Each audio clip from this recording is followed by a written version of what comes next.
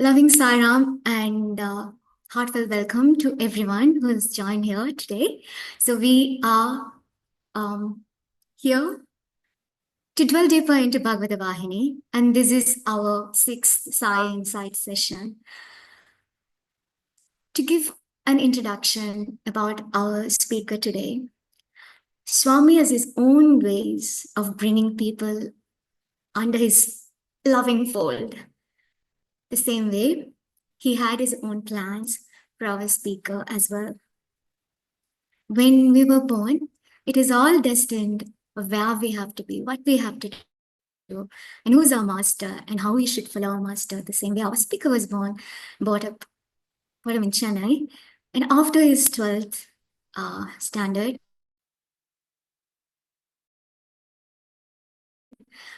to get into college, his mother wanted him to try and join Swami's institute.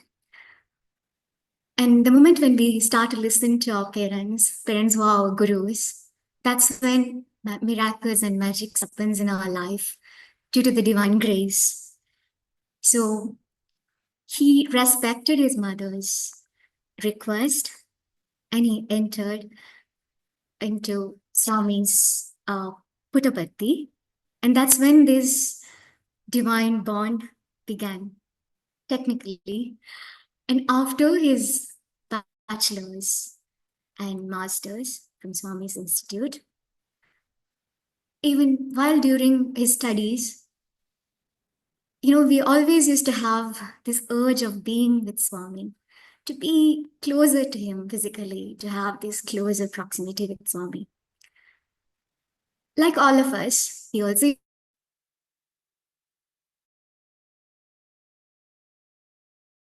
used to have these thoughts of talents like others, to sing, to chant Veda, or to act in the Katha, and things like that, which will technically bring us closer to Swami. But Swami had different plans. Swami knew who is best and who has the ability to bring themselves and bring others closer to him. So one day, after having this deeper thought, he listened. On his way, he heard this song, Dina Dukhi Prem Anosh. And that moment, he decided that it is like Swami's call, that he should share his love with everyone and serve everyone. But how to serve? How to share this love? Swami had his own plans. When we deeply have this urge of being with Swami, wanting to be with him, offer our life at his divine lotus feet, the same way he had this urge of being with Swami. It's not simply an urge. It's something that we carry from our previous births, to be connected with our masters, divine master, and to be always there with them. The same way, after his graduation, he decided to be with Swami.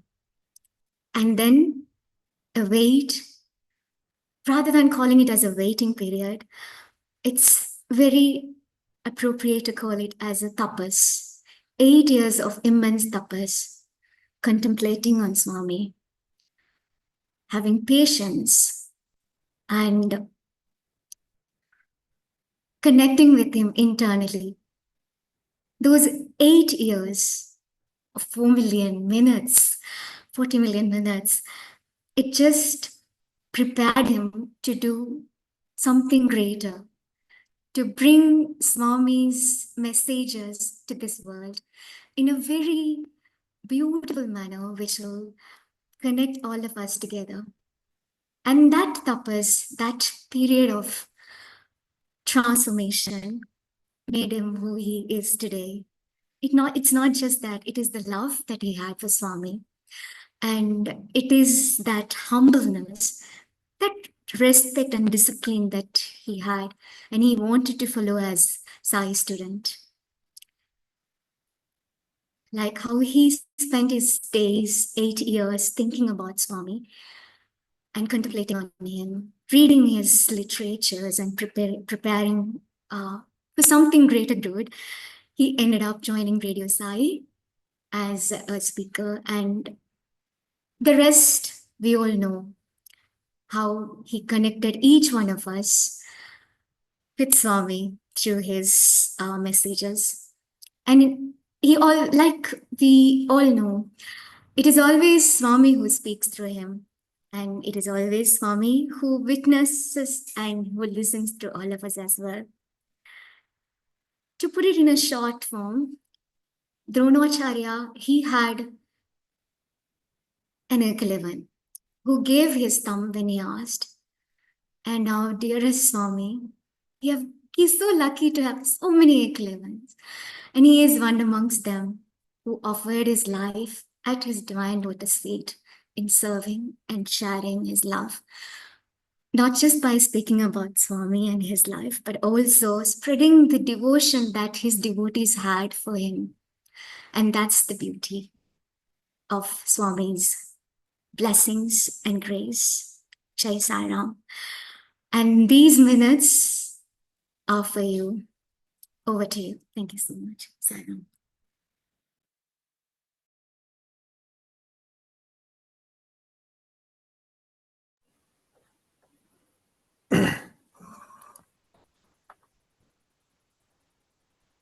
Sai Ram, am I audible? Yes, you are. I offer my most loving pranams at Bhagwan's lotus feet. I pray to Swami that he gives all of us the understanding that it is always Swami who speaks and it is Swami who listens through each one of us.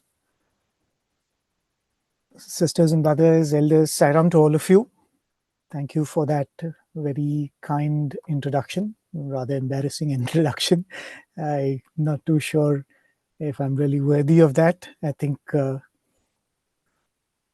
if there is anything worthwhile in any of us, it is because of our association with Swami. All glory certainly goes to him. There's nothing that we've achieved, nothing that accrues to us and our efforts. So I most humbly offer all your kind words at Swami's feet, where it truly belongs. Thank you for inviting me to be a part of this satsang, and my hearty congratulations to all of you who have taken up this sadhana so seriously, right? Because if we are not here to receive with open hands what Swami has given us, who will? Right? What Swami has written is for the whole world. It is not for you and me alone. It is not only for those who are part of the organization or only those who are born in devotee families. But faith becomes a very important starting step to be able to receive what Swami has written. In fact, the more and more you read Swami's Vahinis, and especially when you're not able to really make sense of why he has written certain things, you will, I think, understand the importance of Shraddha or faith.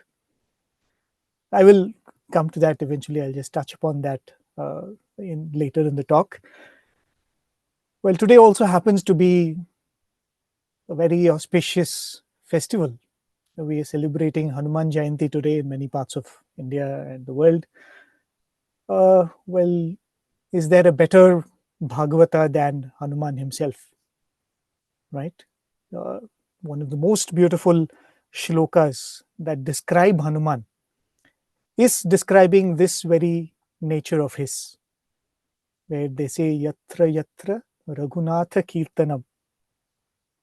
Wherever the glory of his Lord Rama is sung, Tatra Tatra Krita Mastaka Anjalim. He is listening, he is not merely listening. He is listening with his hands held above his head in salutation. Right? That's supposed to be a way of expressing how deeply you revere what you hear. Right? Tatra Tatra Krita Mastaka Anjalim, and very beautifully, Bashpavari Paripurna Lochanam. His eyes are filled with tears as he is listening to the stories and the glories of his Lord. And who is he? Very beautifully in the remaining sentence, it is said, Marutim Namatar, Marutim Namata Rakshasa Antakam. right? Otherwise, he's so valorous. He's a person who can go out there and fight a battle and vanquish all the evil ones. So full of vigor and valor, and as Swami would say, all the qualities that Swami expects out of youth, right? He is a very embodiment of all of that, but such a warrior, such a strong person, such a scholar. But when the Kirtana of his Lord is sung, he has tears in his eyes. I think there is no better example for you and me, that however much we may achieve, however great we may be in the eyes of the world, however learned we may be, let's make a prayer to Swami that, Swami, whenever I hear your name, whenever I hear your stories, let my eyes fill up with tears in gratitude. That in this world, in this birth, in this lifetime, you have allowed me to know about you, to hear about you. I mean, can you imagine? It's a beautiful Saturday evening here. I can't but think, I mean, I could have been anywhere in the world, right? Having a good time on a good Saturday evening. So is it with all of you? You could have been anywhere, right? But Swami has permitted us to congregate and think of him. And only wonders that, if this whole lifetime is enough to have such gratitude for the grace that he has given all of us. The Vahini that I'm going to talk about is, I think, comparatively easier to the other Vahinis that you all have studied. I had the opportunity to go and listen to some of them. In a way, I'm grateful that you've given me Bhagavatha Vahini. It's so beautiful to recollect, read, speak about. This is not to in any way belittle any of the Vahinis that Swami has written. I think each one is a gem. Each one is nectar itself, right? It has the capacity to give you immortality. It is nectar. That's all it is, and it's nothing to take away from that. But as devotees, somehow, as I said, even the great Hanuman rejoiced in listening to the glories of the Lord. Right? So we all tend to get more attracted and more easily drawn when we listen to stories of the Lord. Why is the Bhagavatam so important? Right? I've been given the first 18 chapters, and I'm sure some of you have read through most of the chapters or will be reading through it. So I'm not going to go through every chapter and tell everything that's mentioned there. I think that's quite superfluous in a way. I'm sure you all will read the story and enjoy it at your own pace. I would like to speak a little about why this text, Srimad Bhagavatam, is important, and what is the attitude with which we will have to approach it to ensure that we get the best benefit out of it. Right? That's the most important thing to do. Swami very beautifully, in his very characteristic style, says, what is Bhagavatam? He says it is Bhagavatamu. Bhagavatamu. It is bhakti, jnana, vairagya, tattva, finally leading to mukti. He says there is no text which is more comprehensive than this. It has the essence of bhakti, jnana, vairagya, tattva, which guarantees mukti. Right? And that's why Swami has spent so many months writing this beautiful work for us. 1968 to 1969, Swami has written this. That's not all Swami has had. I think at least 2 summer courses centered on stories from the Bhagavatam. There are many other discourses where Swami has spoken about the Bhagavatam. There are very few discourses where Swami has not mentioned anything from the Bhagavatam. Right? Because that's how beautiful this Srimad Bhagavatam is. We all know the backdrop of the Bhagavatam. It was composed by the great sage Vedavyasa. But the Bhagavatam, as we know it, is that which was narrated by his son, sage Shuka. to King Parikshit. And so these three form three major characters in the Srimad Bhagavatam, right? Of course, the stories are, we will come to them, but these are the three main characters. We will see why Bhagavatam was important to each one of them and how that is applicable to us too. I will briefly mention that. But I think the chapter 1 of Bhagavath Vahini is extremely beautiful. I think it has the essence of why this Bhagavatam is so important. Swami gives the definition of what is Bhagavatam. He says, who is a Bhagavata? A devotee is a Bhagavata. So the story of Bhagawan, Bhagavata, and the bhakti that was holding the two together is the Bhagavatam. It is as much the stories of the Lord as it is the stories of the devotees. And a beautiful analogy that Swami gives, I always tend to go back to it, is Swami says, if you were to tell yourself, I'm going to go and count the number of waves that are in the ocean. Swami says you can go to the seashore, sit in front of the ocean. You can start counting and you can stop counting when you're done. The waves don't stop. Same is the case with the stories of the Lord. You can go and start counting and you can stop when you're tired, but that doesn't mean that you've counted all the stories of the Lord. That's why beautifully they say, Hari Anant, Hari Katha Anant. Sai Anant, Sai Katha Anant. The Srimad Bhagavatam specifically speaks about the avatars that the Lord has taken. Right? We all know, I think every one of us in this call know, that Swami's leelas are not confined only to his physical presence. I think each of us have experiences in our life where we know that Swami's experiences do not end with his physical sojourn, right? And are not confined to Puttaparthi and Vrindavan and the few places that he went around. As we speak to more and more devotees, we get to see how immense Swami's leelas are, right? But the Srimad Bhagavatam very specifically relates the stories which happened when he was in the physical form, either as Rama, as Krishna. And it is very important. I recall one of my teachers was once asked to give a talk in Swami's presence in Trai Vrindavan. And this teacher had actually come back from, I think, attending a conference somewhere in North India. And because he came from Swami's college, he was hosted very lovingly by the devotees there. He got to speak to a lot of devotees in that particular city where he had been to attend this conference.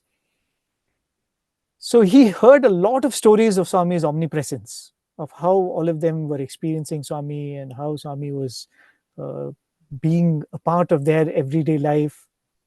So very excitedly, this teacher was narrating all of those episodes that he had heard from all these teachers in Swami's presence to Swami's students. Right? And he wanted to impress upon the students that, Swami is not just the Swami who's sitting here. At the end of it, after he concluded his talk, Swami then spoke to the boys who were there. Swami said, he spoke so beautifully about the experiences of the omnipresent Sai.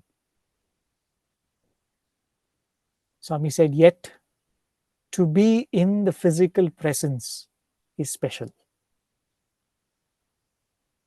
To know what the Lord did in his physical sojourn in this earth is very, very special. Another beautiful episode. I never tire of recollecting this because the sweetness of that moment was so immense and we could relate to it so much.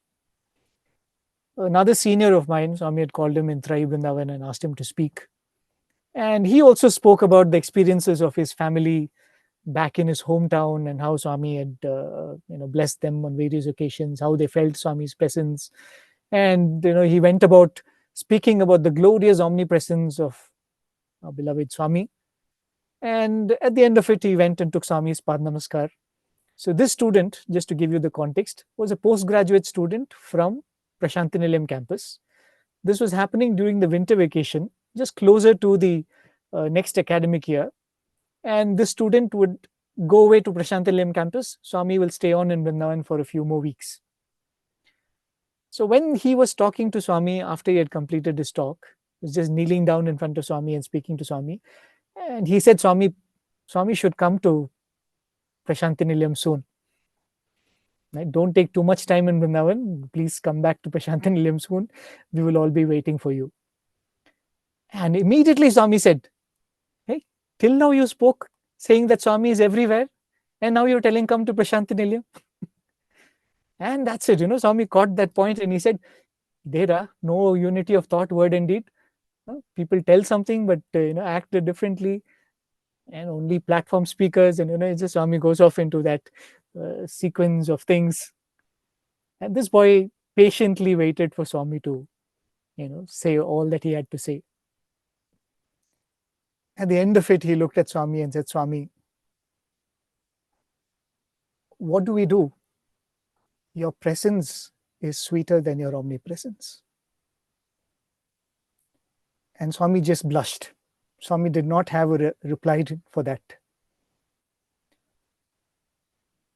This is certainly not to take away the experience that each one of us have of Swami's presence in our lives. But this is just to say that when that universal consciousness or Bhagawan or the Supreme Lord chooses to manifest in a physical form, there is some magic in that, right? And why does he come? Again, in the first chapter of the Bhagavatam, so beautifully Swami writes, he says, people think paritranaya sadhunam vinashaya chatushkritam.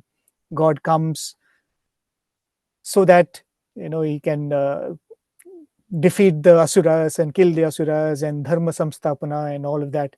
And Swami said, all of that is incidental. It just happens. The Lord comes only drawn by the devotees' love. The devotees yearn for his company, and he comes to bless them with that. So all of these avatars, be that of the most terrifying one of Narsimha, right? It is said that the three worlds shook when Vishnu came in that form. But even the most terrifying form was out of love, isn't it? Was because that purest devotee, Prahalada, called him and he came. It might have been the most goriest of scenes to see Narsimha ripping apart the bowels of Hiranyakashipu. But still, it was an advent of love.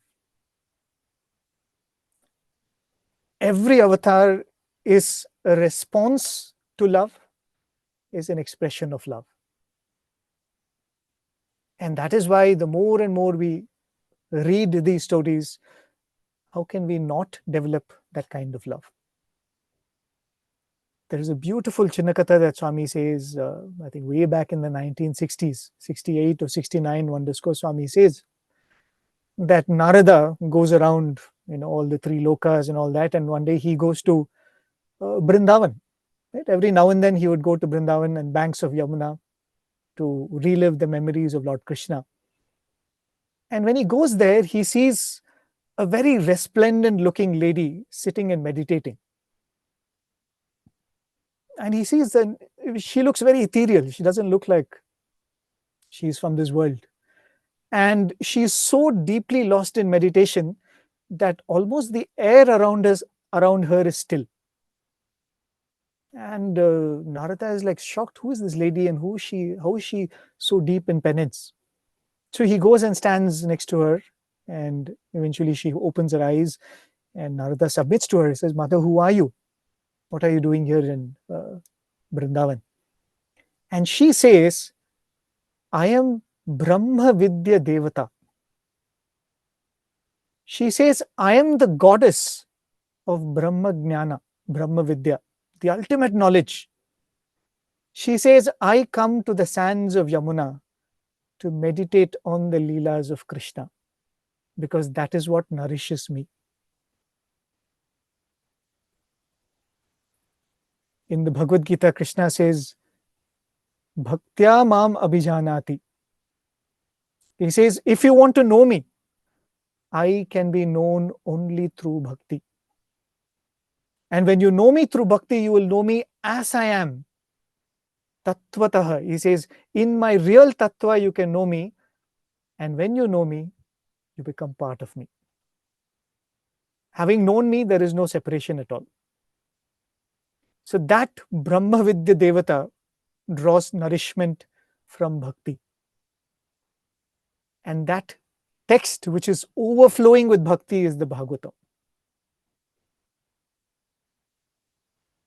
Before we go into the other contents of the Bhagavatam, in the state of Andhra, there is another Bhagavatam which is very, very famous. We all know that Srimad Bhagavatam is in Sanskrit, as I said, composed by the great sage Vedavyasa. But there is this devotee of Lord Rama, and he's a poet by name Potana. And the story goes that Lord Rama comes before him and says, you know what, you should translate this Bhagavatam into sweet Telugu. I think he gives him a vision or something, or a dream, and he says, you should do this. Potana is humble like all other good devotees. He says, Lord, can I do this? This is such onerous a task. I don't think I can do this. I don't think I have the scholarship. But Rama blesses him. He says, no, you will be able to. And he says, you should take this beautiful text of the Srimad Bhagavatam to people who are not scholarly enough to know Sanskrit. So that's how he begins translating the Bhagavatam into Telugu. And his Bhagavatam is very special because of one of the episodes which is commonly narrated. One day he is writing one of the chapters. I think he's describing, I'm not too sure exactly what is the thing, but he's describing heavens, right? This is before Lord Narasimha comes down in an avatar. So he's describing the heavens and he's at a loss of words. He's saying, how do you describe something that's so ethereal with worldly words? So he's trying all kinds of things, and it's got to be in a poetic meter. It's got to sound nice, and he's trying all of those things, and he's not able to put it down in verse. Frustrated, he puts it down and he goes to sleep. And he wakes up the next morning, and what does he see? He finds that the verse has been completed. The Lord comes and completes the verse, and then also gives him that reminder that I have given you the task, but I am the one accomplishing it through you. I would like to very quickly play for you one small clip. I'm going to request us to play that for me. How many of you are willing to take this up as a challenge? Can any of you memorize what Swami is saying in this clip and tell it out? Let's listen to it. అడిగెదనని వడిజను అడిగిన తన మగడు నుడుగ నడెనడుడుగున్ వెడబెడ చిడిముడి తడబడ నడుగిడదు చెలిమి నడుగిడ నెడలన్ అడిగెదనని వడిజను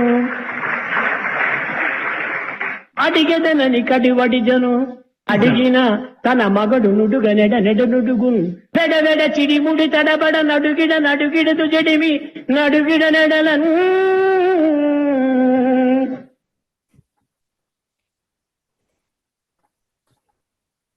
So that's the clip. I wonder if anybody is brave enough to take up the challenge. This is one verse from Potana's Bhagavatam, which Swami is quoting. Just for academic interest, the shloka that he is describing is what happens just before Gajendra Moksham. The story goes that Lord Vishnu and Mother Lakshmi are sitting in the heaven, and I think they're playing a game of chess or something. And Gajendra calls out, and Vishnu rushes. And suddenly, he, without even telling Mother Lakshmi where he is going, he starts running. So the verse actually captures the predicament of Lakshmi. Should I stop him? Should I ask him where he is going? Should I follow him? So that is what is described in that verse. The reason why I was bringing up the point of Potana's Bhagavatam is, as I told you in that beautiful story, imagine it's been years, hundreds of years since Potana's Bhagavatam was written, and we hold it in such reverence because the Lord came and wrote one verse in his Bhagavatam. How much more precious is Swami's Bhagavatha Vahini? The entire Bhagavatha Vahini has been written by Swami. How much more precious is this work that he has written and given to us? A few days back, I was listening to a talk by one of my seniors. One day, Swami came up to him and very casually, Swami asked him, what are you reading these days? Em chadutnavu ee roju. So he said, Swami, I'm reading the Bhagavatam. And Swami was very happy. Oh, Bhagavatam, very good. And Swami was telling something about some stories from the Bhagavatam. And very sweetly and very cutely, Swami asked, I have also written one Bhagavatam. Telusa? He said, Nen kuda rasanu. Even I have written one Bhagavatam. Bhagavata Vahini rasnanu, Swami asked. So the boy actually, then he realized that he told Swami that he's reading the Bhagavatam. Actually, he was reading the Bhagavata Vahini. So he said, Swami, I'm actually reading the Bhagavata Vahini. Oh, okay. And then Swami said, I used to sit in the bathroom and write. Swami said, Kasturi will come and stand in front of the door. He says, Swami, we have to go for print. Please write the next article and give it to me. Everything else is ready. So Swami said, I had no time. I was traveling. I told you, 1968 to 69. 68, the first World Conference. Swami's visit to East Africa. Swami inaugurated the college in Anantapur. Swami started the college in Vrindavan. You can just imagine how occupied Swami was. Right? And this is apart from all the festivals that are celebrated and the travels that Swami was doing extensively. Imagine in the middle of all of this, Swami had to write these articles. And Swami said, I would sit in the bathroom, switch on the small 0-watt bulb in the bathroom so that the devotees don't know that I'm awake. And I would sit and write. And that is the precious text that Swami has given to us. The reason why it is very important to remember this is, I don't know whether always we will be able to relate to whatever is said in the Bhagavatam, or in the Bhagavata Vahini, or any other Vahini for that matter. But let us always keep in mind the love with which it was written. That I might not be mature enough to understand everything that is said, but I can remember this love with which it was written, right? I have no excuse for that. Because that is most important. If you look at all our minds, right? The whole problem with this problem we have is with our mind, right? Whatever we do, whatever sadhana we do is for the mind, transformation of the mind. And this mind is so subject to time and space, right? Because we think, depending on which space we are in, we have certain thoughts. Depending on which time of the day it is, we have certain kind of thoughts. In fact, if we just pay attention to our own mind, you will actually see this, right? Some of the things which Swami tells in his discourses, how the mind actually changes along with the phases of the moon. The problem is we don't really pay attention to what happens in our mind. If we really pay attention, we will see that how our mind changes as the full moon comes, as the moon wanes. Swami would say that every month has a Shivratri, right? The 14th day of the waning stage of the moon. And every year has one Mahashivratri. You will see that your mind is changing. Because that is how these observations have been made. And similarly, Swami will say the Uttarayana and the Dakshinayana. You will see that your mind is different during the summer months. It is different during the winter months. It is in a certain way during the monsoon season. Right? That is why festivals have been arranged in a certain way. Sadhanas have been paced out in a certain way. And when we say that the mind is so much given to time and space, so is the collective consciousness of humankind.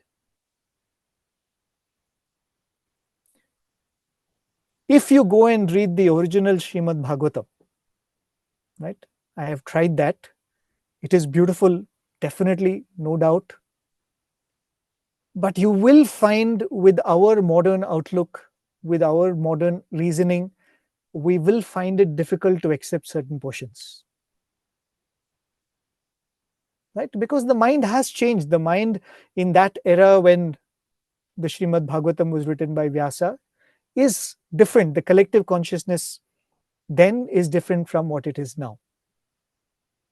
And when an avatar comes and he writes the same text, the same Ramayana he has written, the same Bhagavatam he has written, and when you compare the Srimad Bhagavatam with the Bhagavath Vahini, you will find that there are enormous differences. The way Swami has prioritized certain portions of the story is very different, be it in the Ramayana or the Bhagavath Vahini. I think it is done very purposefully to address our collective consciousness. There are some things when we listen to, our minds will go into a tangent. It will not have the correct effect on the mind. So Swami has, I think, modified some of those things, because the whole goal is to be able to progress in this path of spirituality towards the Lord. And that's why Swami says in the Bhagavath Vahini that the Bhagavatam is for one who has taste for the stories of the Lord. Right? You should first of all want to listen to the stories of the Lord. One of the very old devotees once asked Swami this question. This was in the 50s and 60s when Swami would spend so much time with them. So she went up to Swami and said, Swami, you're so accessible now. It's so easy to walk up to you and talk to you. You're spending so much time with us and so many leelas are happening. You're taking us to the Chitravati and doing all of these things. But what will happen hundreds of years later when the physical form is not there to connect to you? Swami said, people will sit and talk about me and feel me close to them. Right? Because that is how beautiful the stories of the Lord are. So everyone and anyone who wants to feel that closeness with the Lord will turn to the Bhagavatam. But Swami doesn't stop there. Reading the Bhagavatam also gives you the taste for that. He says, if you have the taste, read the stories of the Lord. If you think that you don't have the taste, read the stories of the Lord, you will get the taste. Because if you think of it, just think of anything that you fancy in life, right? Any beautiful tourist destination that you fancy, or a pilgrimage place that you fancy, right? Just, it could be anything as wild as, oh, I want to be in Paris or Las Vegas, or I want to go to this city in Sydney, or I wish I was at Ayodhya. Where did that fancy for that place come from?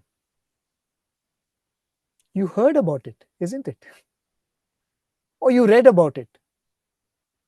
Or maybe you even saw pictures about it, but finally you have not been there, but the experience of others has created an interest in you, isn't it?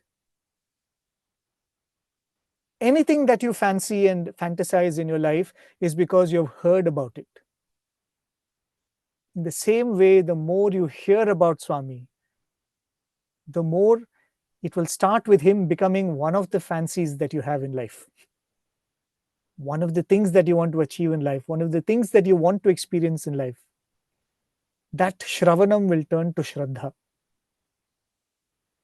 That listening will turn to faith. And that Shraddha will eventually turn to Sharanagati, or surrender. Right? The more you listen to it, that's why Swami beautifully writes in one of the old songs that he had written. And he had given this to a devotee. And this was like Swami said, Swami, the devotee asked Swami, if we feel distant from you, when we feel that you're far away, Sometimes we all feel that, Swami, have you forgotten me? Swami, have you, I know you have too many devotees to keep a track of. I am also one of them. Sometimes we feel that kind of a, anger towards Swami. So this devotee asked Swami, what do we do when we feel like that? And Swami said, okay, you sing this song, and gave a song. In that song, Swami writes beautifully in Telugu. He says, Abhad Bandhavu Danchu Vintin, Adarinchu Mani Vedu Kontin. Right? Which means, Abhad Bandhavu Danchu Vintin. I heard from others that you are Abhad Bandhava, that you are a person who will come to the rescue when you're in trouble. Right? Imagine Swami himself is writing, Abhad Bandhavu Danchu Vintin. I heard from everybody that you are Abhad Bandhava. So I have come seeking your refuge. Abhad Bandhavu Danchu Vintin. I'm sorry, I missed my train of this one. So he says, Swami himself writes, a devotee comes saying that I heard, Swami, that you are very compassionate. I heard you're very loving. I heard your heart melts. I heard your Abhad Bandhava. And so I have come to you. Right? And that's why the Bhagavatam is the stories of the Lord as well as of the devotees. It's the stories of the Lord because you and I should know who is the Lord that we have managed to secure in this life. What is his glory? What is he capable of? If I have to turn to God, right? If I have to ask him for anything, what is the most important thing I need? I should have the confidence that he is capable of it, isn't it?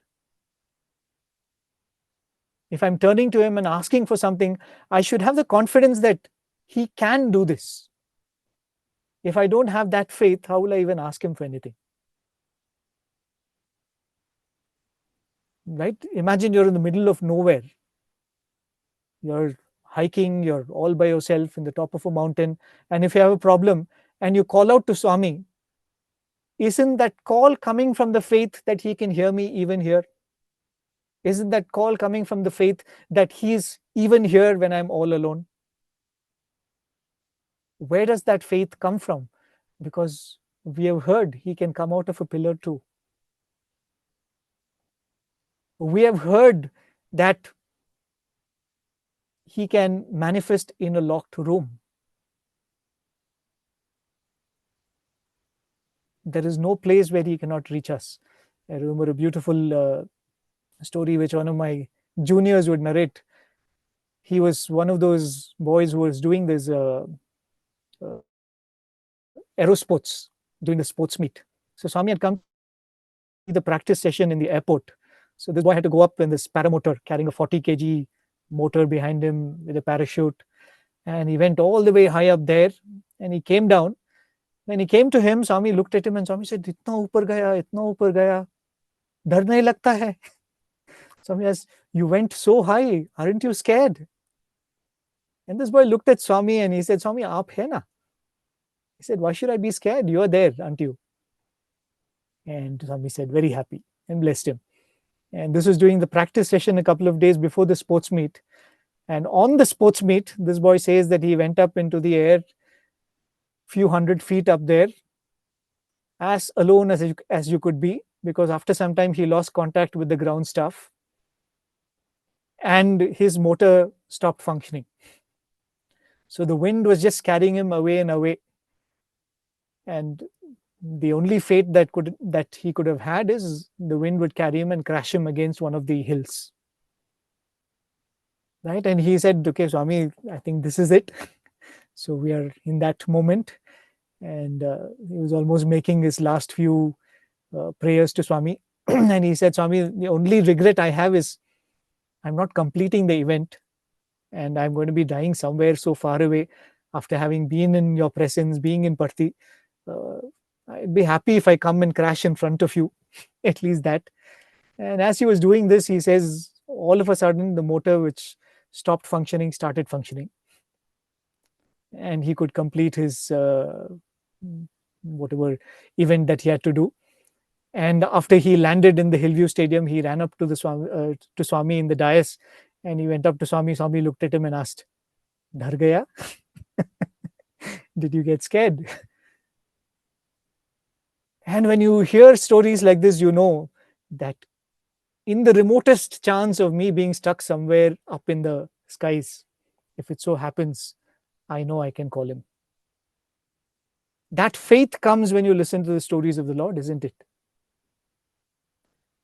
And at the same time, the Bhagavatam is also the stories of the devotee, because it is also important to know what is expected of you and me. As Swami would say, that you all come to me and say that, Swami, I am your devotee. I should look at you and say, you are my devotee. He said, I should give you that certificate. How can you give it to yourself? Right? Swami said, will you go to a university and give yourself a certificate saying that I've cleared masters, I've done MBA? The institution has to give you a certificate. Swami said, if you come to me as a devotee, I should give you a certificate saying that you are my devotee. So what does it take to be a devotee? Even that the Bhagavatam says. Right? And that's why the Srimad Bhagavatam is so important. And just to be lost, and sometimes it is so important to not reason at all, just listen to the stories. Because, we are so analytical. I can talk about myself. Swami, why did you have to do it like this? You could have done it this way.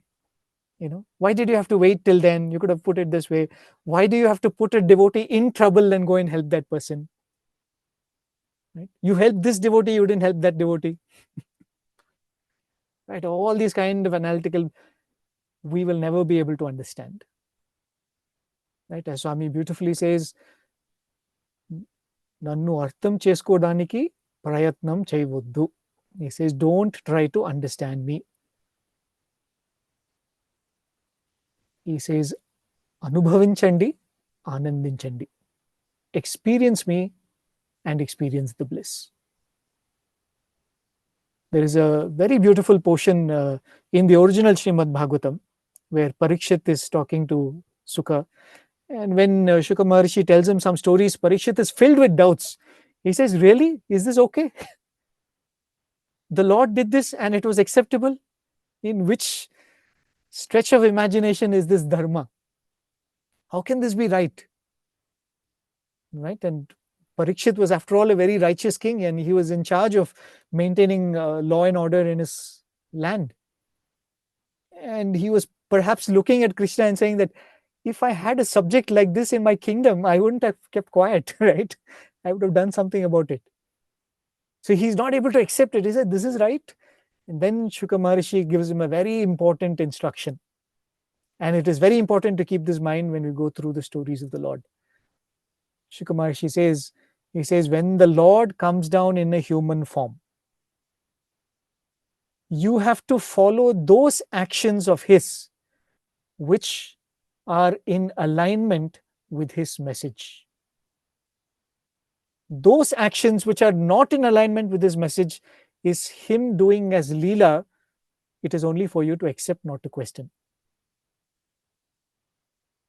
I know this calls for a suspension of our rationality, but that is why I said the first and foremost prerequisite for listening to and benefiting from the stories of the Lord is faith. Right? Parikshit, Shuka Maharshi asks Parikshit, are you aware that I'm telling you the stories of the Lord, of the Supreme Lord? He says, never for a moment forget that. Don't ask, why is this right? He did it. It is right. You can't understand it. I can't understand it, but it is right because he did it. Not because, you don't look at an action and say, is it right or wrong? It was done by the Lord. It is right. But should you and I do it? That's a question that you can think about. That's why he says, follow those actions of the Lord which are in alignment with what he says as his message. I think this is so true even for Swami's message, isn't it? Right? Swami didn't want us to all, the simplest thing I can think of is, a student's hair grows a little longer, Swami will get upset. Did he want us to emulate how he was? Yes, that's the simplest thing I can think. I know it's the most ridiculous example to give, but it's an example nonetheless, right? There are some things that Swami expected of us, and it is for us to do as he pleased, because that is the lakshana, that is the attribute of a bhakta. What is love that does not do the bidding of the beloved? It is nothing but hoax, isn't it? If I want to be a devotee of Swami, if I want to be certified by him as a devotee of Swami, I should do as he pleases. Right? And I should not find reasons to not do that by looking at his life and say, Swami, you wouldn't do that. One of my classmates had this very hilarious conversation with Swami. Swami had called him for an interview after he had finished his MBA, and Swami said, you know what, you should go, and I want you to go settle down, take up a job, and get married, and all of that. And this boy was telling me this interaction much later. He said, yeah, I have no idea where I got the courage from, but I looked at Swami and said, Swami, you tell us that we should follow you in everything. You have not, you have not entered the Grihastha phase, so should I not follow it too? Right? And he said, after I said this to Swami, I was like biting my tongue and said, how did I even dare to ask Swami this? And the moment he said this, Swami said, hey. And then he said, came the most beautiful explanation. Swami said, do you know what I used to call Ishwarama? Swami's mother. Swami asked, do you know what I used to call Mother Ishwarama and my father? Swami said, I used to call them Griha Mammai and Griha Mabbai. Right? Which means the son and daughter of the house, or the boy and girl in the house. Swami said, I looked at my own parents as my children.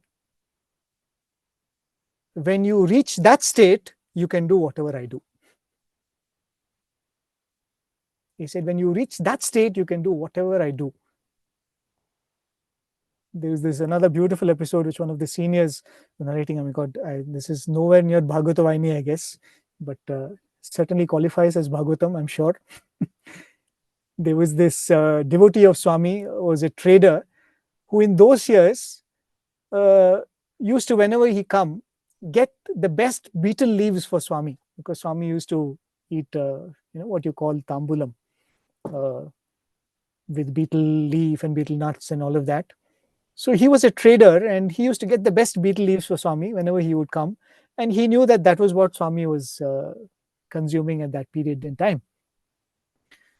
So one day he had come for Swami's darshan, and he was waiting in the interview room. Swami was still in his room upstairs. And the room was ready for Swami, right? The handkerchiefs on Swami's chair, and there was a table next to the throne where this box of betel leaves and betel nuts were there, which Swami would come and pick up and make one for himself and eat. So this devotee was sitting there, and I think along with him was Professor Kasturi, if I'm not wrong. And this devotee and Professor Kasturi were waiting for Swami. And this devotee, this trader devotee, very casually he got up and he walked up to Swami's chair and very casually just picked up some betel leaves and made himself a tambulam in it. And this other devotee looked at him aghast. He said, how blasphemous is that? How can you take from Swami's thing and eat? It's sacrilege. How can you take from Swami's thing and eat like that? And he was like, he looked at him and said, sir, it is Swami's. How can you eat? And he said, no, Swami will not mind. And perhaps he thought that this is after all something that I got for Swami, right? And Swami will not mind. He said, no, sir, it's okay. Swami will not mind. And he had, and they were waiting for Swami. And Swami comes down, and Swami goes to his throne. And very casually, he doesn't say anything. He picks up the pan leaf and he makes himself that tambulam. And he puts it in his mouth and starts chewing. And he said, after some time, after you've properly masticated that thing, Swami suddenly spit out what was in his mouth into his hands. Right? He just spit out what was in his mouth. And when these two devotees looked at Swami's palm, it had turned into precious gems. He says that pan that Swami was chewing, it had turned into a fistful of precious gems. And Swami, with a very mischievous smile, looked at this trader devotee and said, if you can do this, you can eat from my pan box. It's a very simple but sweet incident. But it is very important never to lose sight of who Swami is. Right? It is very easy to question the actions of Lord Rama, of Lord Krishna, of Swami. And it will keep happening, right? That's how our human mind is. Till it's completely transformed, it'll be happening. I think we have to keep reminding ourselves whose stories these are. Similarly, when you're reading the Bhagavata Vahini, keep reminding yourself who is the author of this Bhagavata Vahini. I'll definitely come back to the Bhagavata Vahini. The three central characters of the Bhagavata Vahini, right? As I said, there is Vedavyasa, who actually composed the Bhagavatam, who then taught it to sage Shuka, and Shuka narrates it to King Parikshit. Each one of these characters is a stalwart in his own way. Right? Imagine sage Vyasa. I mean, there is nobody who has achieved as much as he has. He is called Veda Vyasa because he has categorized all the hymns into the 4 Vedas. Right? We all know that Vedas are Shrutis. They were not composed by any human person. But they were immense. It was Veda Vyasa who said, okay, this is Rig Veda, this is Sama Veda, Yajur Veda, Atharva Veda. He doesn't stop there. He culls out 108 Upanishads from this immense body of knowledge called the Vedas. There is no thesis better than this. Right? There is no comparison at all. Imagine to take all the Vedas and do this work. What an immense work he has done. And he doesn't stop there. After this, he composes Puranas after Puranas, and he composes the Mahabharata. What an impressive CV that is. Just to give you a context, modern students of literature, I think all of us would have heard about, I think, Iliad and Odyssey. That's supposed to be one of the greatest epics that literature students study. I actually went and Googled this and wanted to see the comparison, So Iliad and Odyssey, which is like 2 epics, put together, they are 27,000 odd lines. The Mahabharata alone is 200,000 lines. It's an epic which is like leaves all the epics way behind. Right? Imagine writing an epic of 200,000 lines, 100,000 poems, and each one in impeccable meter, in language that is so pristine. Imagine a person with a CV like this. He is not satisfied with himself. Right? He does not have peace of mind. And the story goes that Narada comes and tells him, he said, Vyasa, you've achieved so much. Why are you not happy with yourself? He says, I don't know, I'm very restless. And then Narada tells him, write the Srimad Bhagavatam, you will find peace. Can you and me achieve anything more than him in life? Right? Which means even if you achieve as much as Vedavyasa, you will be restless and feel unfulfilled with yourself.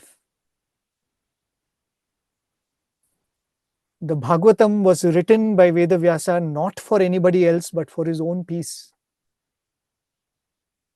Right? Everything else Vedavyasa did, he did for the whole world.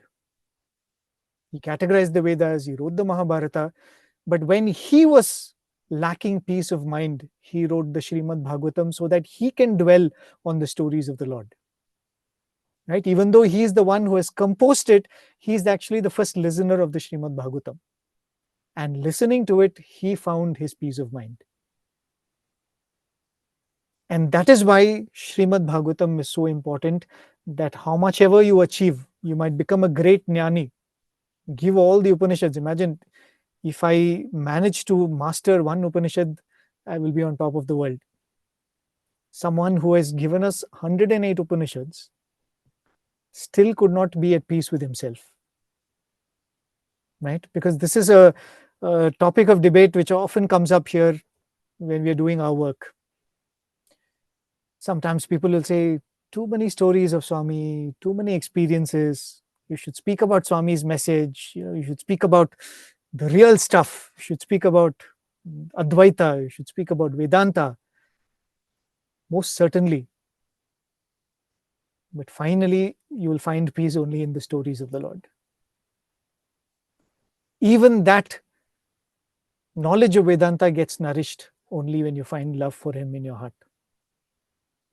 Right? And that is the example of sage Vyasa. And he gives it to sage Shuka. If you think Vyasa was the deal, Shuka is better than him, believe me.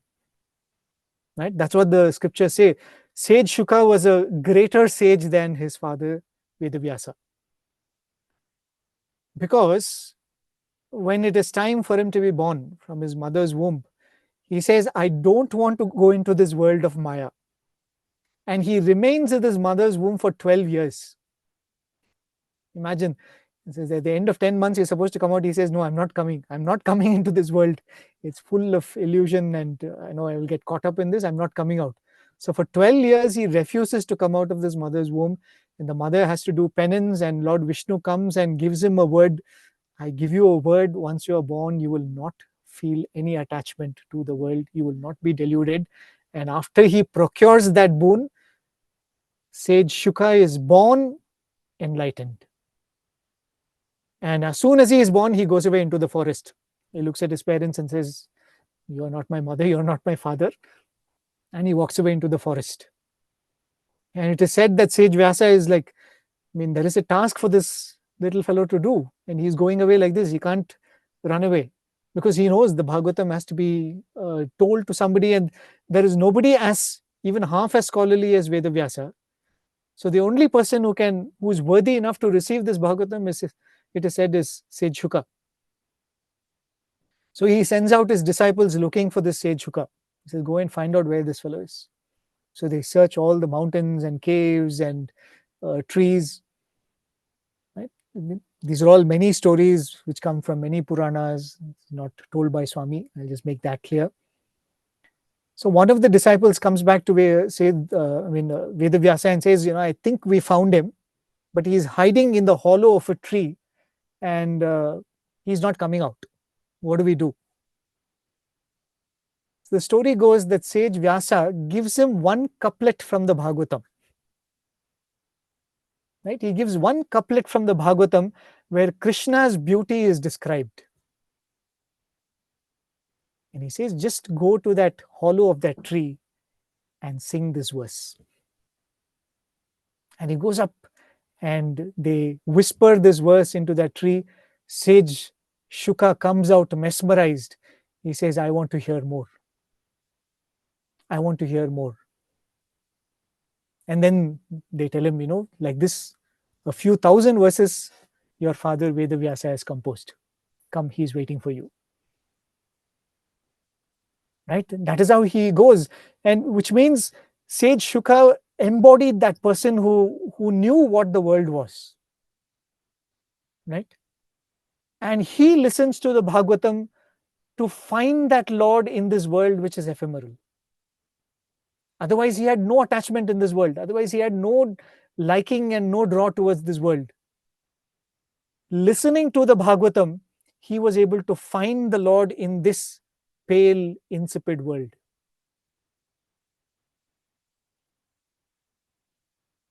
Aren't we all in that space sometime or the other? Right? That vairagya comes once in a while to all of us, right? Unfortunately, we're not steeped in that vairagya and detachment. But every now and then, sometimes, what is this world? Why am I here? Listening to the Srimad Bhagavatam will give you some purpose to hold on to this life. Right? And this is, I'm sure this is an experience for so many of us. When we found that this life was not worth holding on to, listening to him makes you forget everything. Isn't it? And that is why Shuka's character is also something that is found in each one of us. Because in each one of us, there is that jnani, there is that jignasa who is like, I'm done. I want to, find that goal. I want to find my Lord. I want to merge in Him. Till that final moment comes to find that Lord in our world around us, the Bhagavatam helps. Finally comes the King Parikshit, right? He is supposed to be the embodiment of the ideal Bhagavata. Swami gives him as the example for Shravana Bhakti, right? Shravanam, Kirtanam, all the Navavidha Bhakti. When he speaks, Swami will always say Parikshit is the example for Shravana, listening to the Lord, because merely by listening, he has attained liberation. And I'm sure all of you know the story. He has this curse. He is going to die in 7 days. But guess what? All of us are going to die in 7 days. Right? The inner meaning of that is all of us will die in one of the 7 days in the week. Right? When we say that, like Parikshit, we are going to die in 7 days, it means if not today, if not tomorrow, one of these 7 days in the week, starting from Sunday to Saturday, we are going to die. And unfortunately, we don't know when. Fortunately, Parikshit knew when. Right? When we say that, like Parikshit, we are going to die in 7 days, that's what it means. It could be any one of these 7 days, who knows? Are you ready for it? Are we ready for it? Right? Imagine when he's faced with his death in 7 days, he's wondering what to do. And there manifests in that place Shuka. He says, yes, you are ready to listen. I am ready to narrate. Swami has written the Bhagavath Vahini even before we were all ready. And it's just sitting there, right? The day when we really are ready, maybe that'll be that final Saptaham that we will do, isn't it? Swami very beautifully would tell, we all chant the Mrityunjaya Mantram, right? Where it says, Urva Rukamiva Bandhanat. That is the prayer you make. May I leave this world like how a ripe cucumber falls off the creeper. You don't need the effort to pluck it. Right? You're so saturated that you're ready to give up this world. I remember I met one very elderly person a few years ago when I was traveling, and he was narrating this. I mean, the way he said it, it was very beautiful. Right? It's an experience that each one of us have had from our childhood. One very, not very dangerous but unpleasant experience is that of ripping a band-aid. Isn't it? If you want to rip a band-aid from your skin, it's the most painful thing in a way, right? Why is ripping a band-aid painful? Because that it is clinging to your skin, right? And you're trying to pull it out. And when you do that, the band-aid is trying to hold on to every millimeter of your skin, and you have to pull it out, and it's painful. He said, imagine the moment of death is trying to rip this jivatma from this deha. And this jivatma is so attached to this deha that it will not let go. So pulling this jivatma from the body is 100,000 times more painful than ripping that band-aid. It is like being pierced by thousands of needles, being stung by thousands of scorpions. Right? That is why the moment of death is actually, it's supposed to be very, very scary. But when you are lost in the thoughts of the Lord, Urva Rukamiva Bandhanat, you will fall away like that ripe cucumber. And that is what Parikshit showed through his life, right? Because so beautifully, in fact, I'm going much ahead of myself. The chapter where Swami writes about Parikshit's passing away, it's so quick, right? When we were doing the program on the Bhagavatha Vahini on the radio, we were like, that's it. Because that's what it was. Right? The moment of death came, and like a breeze he left, no fanfare. And that's the blessing, right?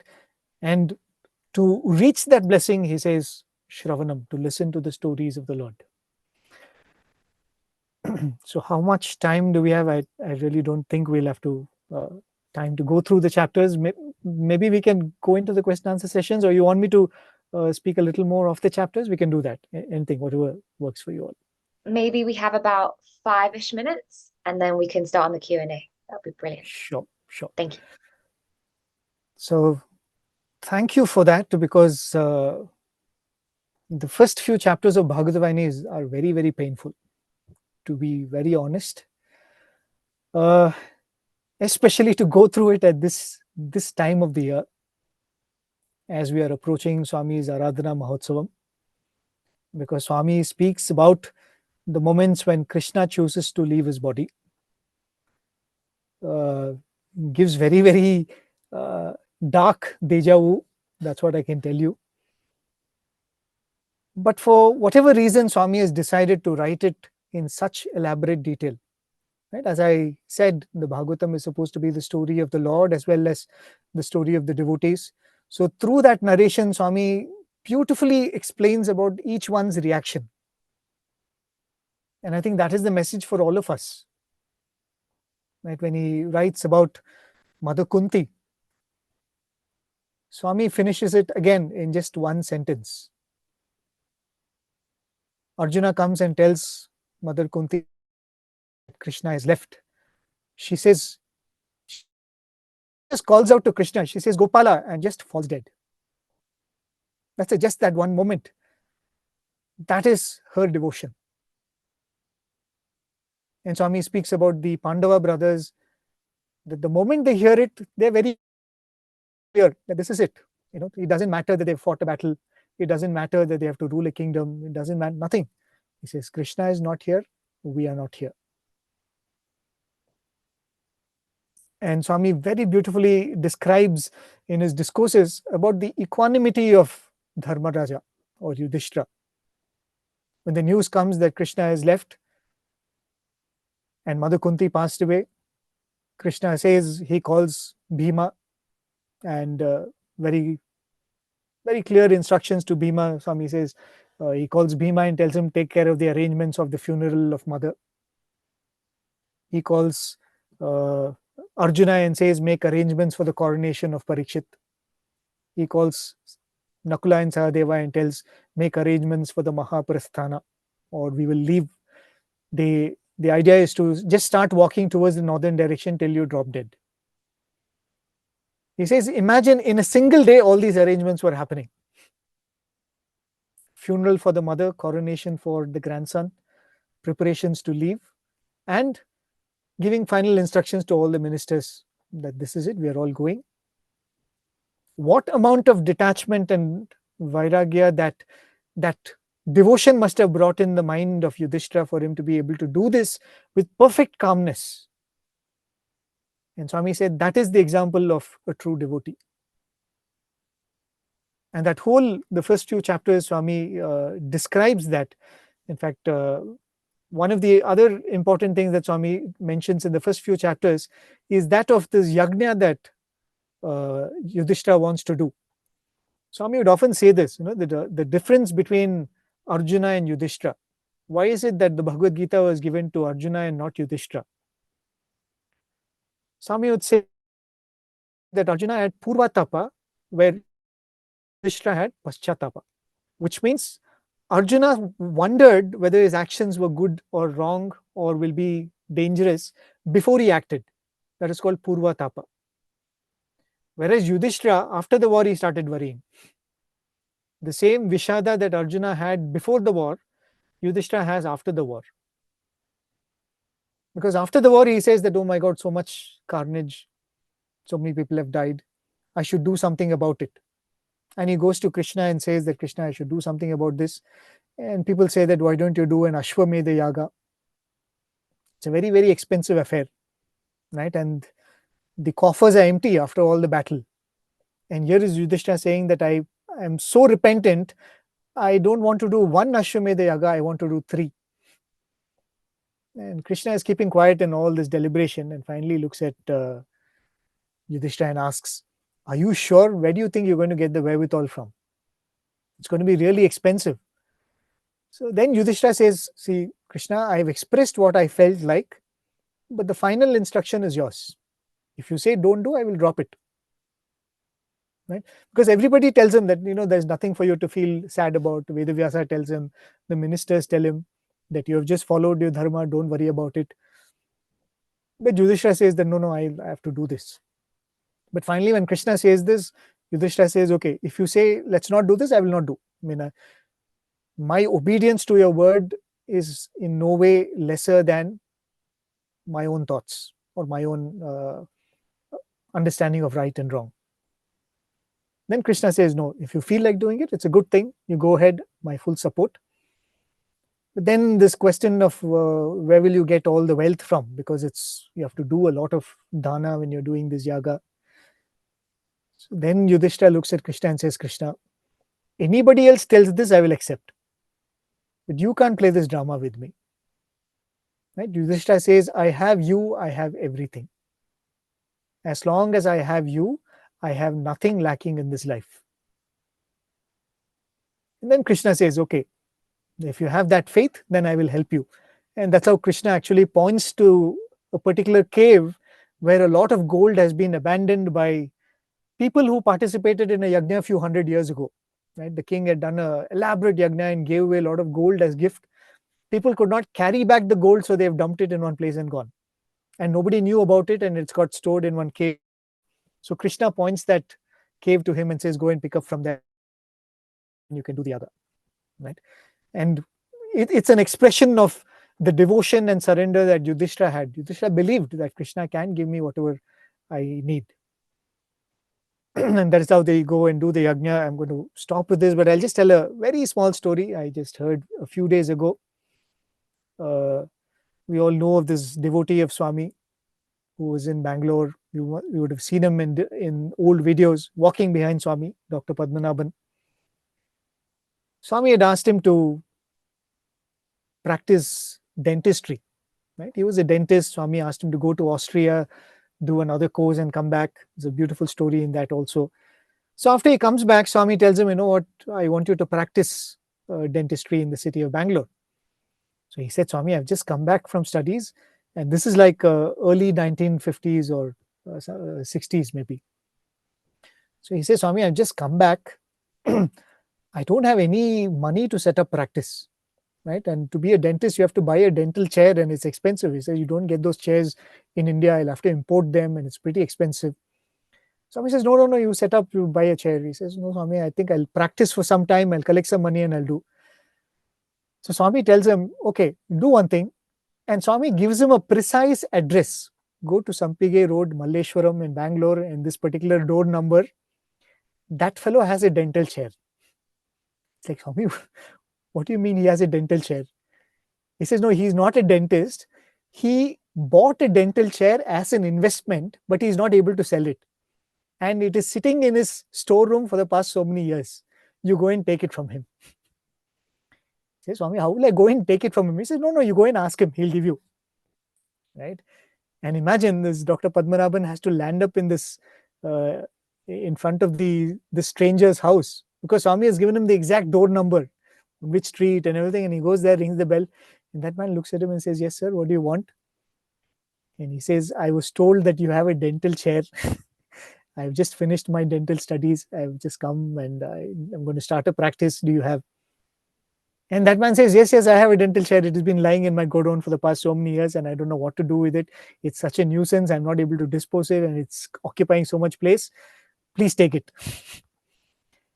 And then he says, yesterday a man came and gave me 50 rupees and he said, this is the deposit for the dental chair. Tomorrow a person will come and ask for it. You give it to him. And he says, you can take the chair. If you can give me more money, you give me. Otherwise, no problem. You keep it. You're doing me a service by taking it away from me. Right? And I was, for some reason, reminded of this story when I read that story of Krishna telling, there is a lot of gold in that cave there. Go and get it. And you can use that for this yajna. the reason why it is so important to listen to these stories is, how worthless it is of life to go after anything else than to go after this Swami. When I have him, I have everything, isn't it? When I have him by my side, I don't have to fear anything. I don't lack anything. But here we are spending all our time only chasing all kinds of things, isn't it? The more and more we read these stories, more and more we listen to these stories, when we listen to this Bhagavatam, the mind changes, because the whole idea at the end of it is the way we live our life, right? The idea is not to just listen to these stories and say, oh, that was a nice evening well spent, and go to sleep. The idea is, this has got to change my life. What is stopping me from living my life exactly the way I'm supposed to? It is fear, isn't it? Right? And we have been given, when we talk about sin and merit and karma, whatever you're doing is going to be recorded. There's this beautiful experiment which is done, I think, in Stanford. Many of you must have seen that on YouTube too, where kindergarten children are given marshmallows, and they're told that either you eat this marshmallow now, or if you don't eat it, I'll come back and give you two, to see how many of them have the self-control not to eat that marshmallow. Right? And there are some kids who have the self-control, some who don't have, some distract themselves and all of that. But one of the beautiful things about it, the teacher tells you that if you don't eat this marshmallow, I will come back and give you two. Let us say I have the complete self-control, but I will not hold myself back unless I have the faith that I can trust this teacher.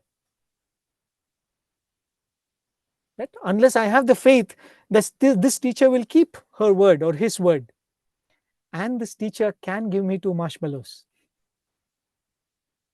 Right? Otherwise, it's pointless. Why will I do good in my life if I don't have the faith that my Swami is keeping a note of it and he will give me the reward for it? Right? Only when you lose faith in this universal system, that Swami says good for good and bad for bad, that is the rule. Unless I have faith in this system and I have the patience to wait for my good actions to manifest, I will not give myself to good actions, isn't it? I would rather fill myself with pleasures which give me immediate happiness. So to be able to live a dharmic life, to be able to live a righteous life, it is important to have faith in the ability of God to give you your rewards. And the more we listen to these stories, you know that my Swami can and my Swami will. My boss might not see my good actions. My family might not see my good intentions, but I know my Swami is always watching. I know that all my good is being received by him, and he will reward me for that. Right? The more and more we listen to these stories, I think that is the faith that gets strengthened through the process, and it's a self-fulfilling prophecy, right? The more faith you get, the more righteous you become. The more righteous you become, the more dear you become to him. The more dear you become to him, the more you see his manifestations in your life, and the more faith you will get. Right? And that's why Swami said, if you have a taste for the stories of the Lord, read the Bhagavatam. If you don't have the taste for the stories of the Lord, read the Bhagavatam, because you will get the taste for the Lord. Because Swami said, just like a baby which switches from mother's milk to solid food, it refuses it, right? Vehemently, the child refuses it. But what does the mother do? Forcefully keeps feeding that food, saying that, no, this is good for you, this is good for you, keep eating it. And eventually the child develops a taste for that food. Eventually 40, 50 years later, when the doctor comes and says, stop eating rice, we find it difficult to give it up, right? We've got so attached to it. So in the same way, even if I'm not able to enjoy some of these writings of Swami, let my Shraddha lead me on. Like how the mother forces the child to eat, let this buddhi force my mind to consume this. He says, no, this is good for you, you should eat. 1 hour a day or few hours a week, whatever is your commitment to it, say, no, this is good for you, you should eat it. You may not relish it right now, but it is good for you. It is good for you. And eventually, I think we will develop a taste for it. And once we develop a taste for it, we don't need the Sai Anveshana team to make us read. Right? So I think I'll stop there. I have all the time, but I'll let you decide how much time you want to take. Thank you, Brother Prem. It's honestly an honor to hear you speak on the Vahini, especially today. We've been reading this for a long time. Well, not a long time, but it feels like we've been doing this for months now. And every Vahini that we read, we think that we've understood it, and we can understand it and take it into our lives. And then we listen to someone like yourself just give us so much more insight into this, and then we realize that there's so much more to reflect on. Even with this one, I think I can speak well for me personally. Anyway, the